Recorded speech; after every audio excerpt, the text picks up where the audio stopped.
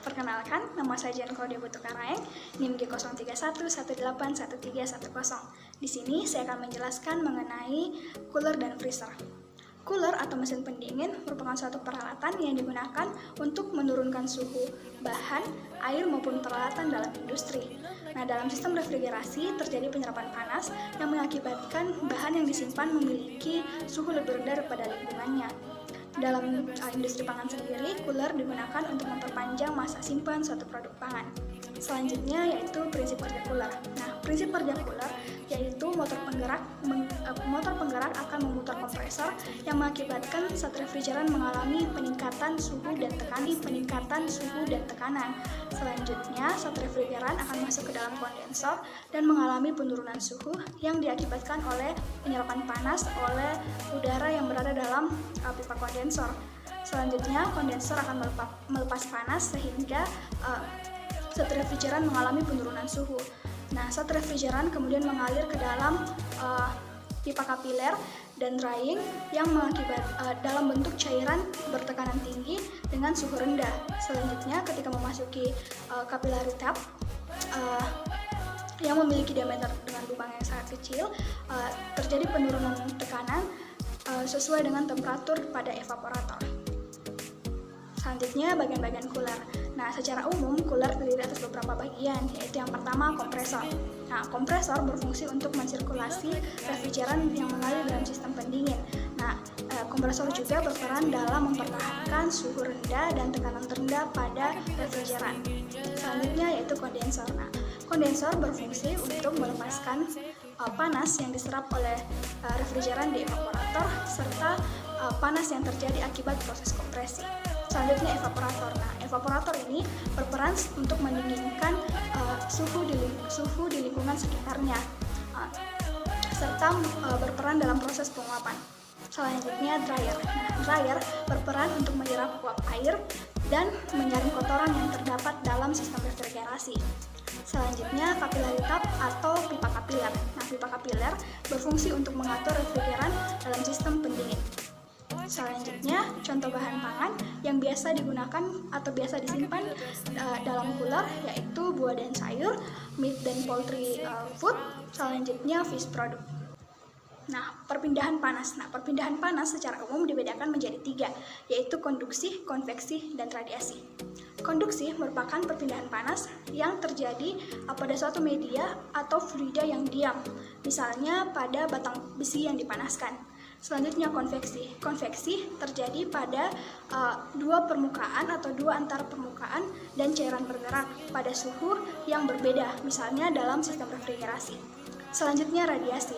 Nah, radiasi merupakan suatu perpindahan panas yang tidak membutuhkan media untuk transmisi energi, melainkan melalui gelombang elektromagnetik, misalnya perpindahan panas dari sinar matahari.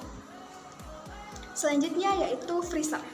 Freezer atau alat pembeku merupakan peralatan yang digunakan untuk membukukan atau menyimpan produk di bawah suhu titik bekunya.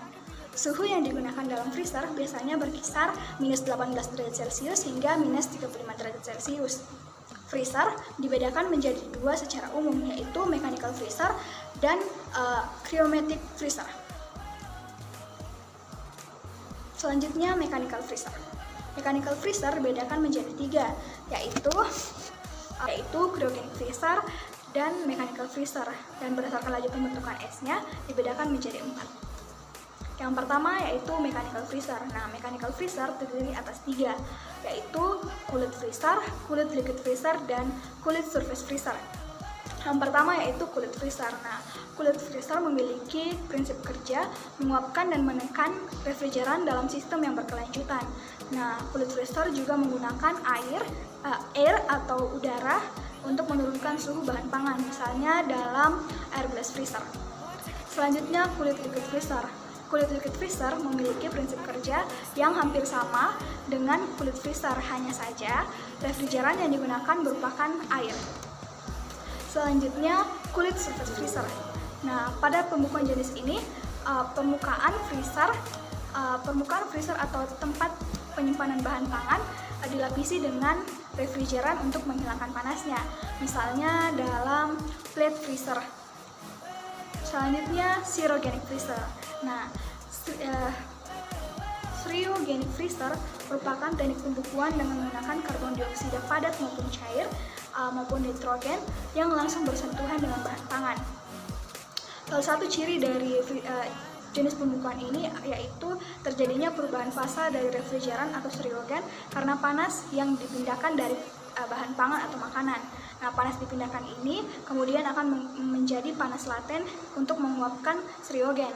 Nah, cryogen yang berkontak langsung dengan bahan pangan akan menyerap panas lebih cepat yang mengakibatkan proses pembukuan berlangsung lebih cepat.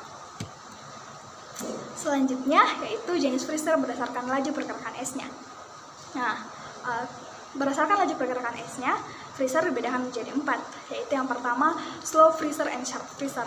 Nah, pada pembukuan jenis ini, laju pembentukan esnya sangat rendah, yaitu berkisar antara 0,2 hingga berkisar 0,2 cm per jamnya.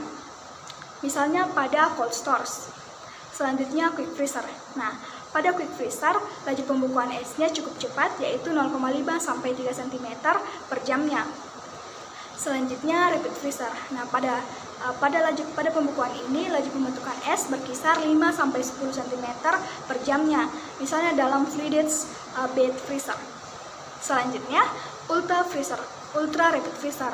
Nah, pada pembentukan es di metode ini laju pembentukan esnya berkisar 10 sampai 100 cm per jamnya. Misalnya dalam cryogenic freezer.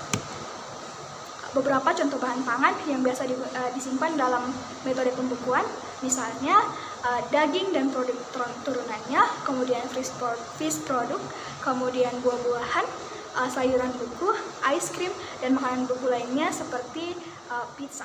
Terima kasih.